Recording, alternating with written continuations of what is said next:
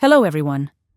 In this video, I'd like to tell you about the additional source options available in the DigiTiles Products component.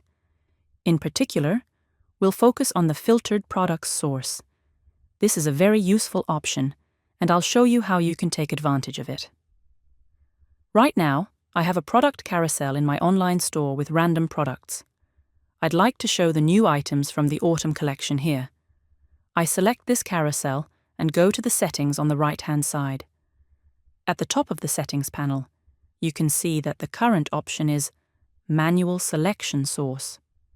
What does that mean? It means you choose products manually from the list.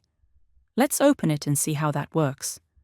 For example, if I want to select the autumn dress collection for this carousel, I would need to go into Filters, select Dresses, and then pick specific products from the list one by one. But there's a much easier way to do this. So, I'll close this pop-up and let's do it differently.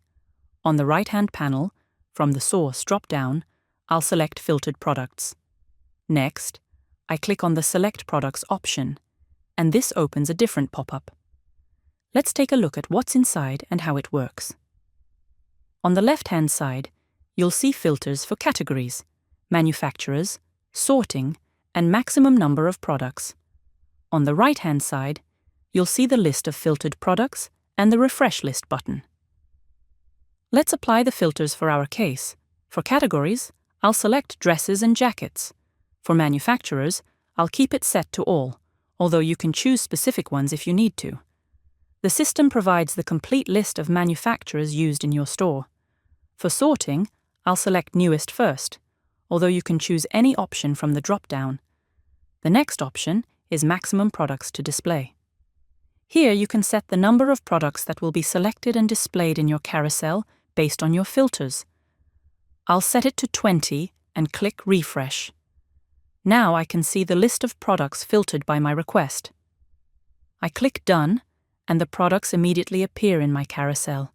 The only thing left for me to do is adjust the carousel settings on the right-hand panel. For more details on configuring the slider, you can watch my separate tutorial about the products block. I'll link that video at the end of this lesson. For now, I'll enable continuous loop and dots, and my carousel is ready to go. I hope this video was helpful for you, and we'd be happy to tell you more about our tool in combination with Nopcommerce.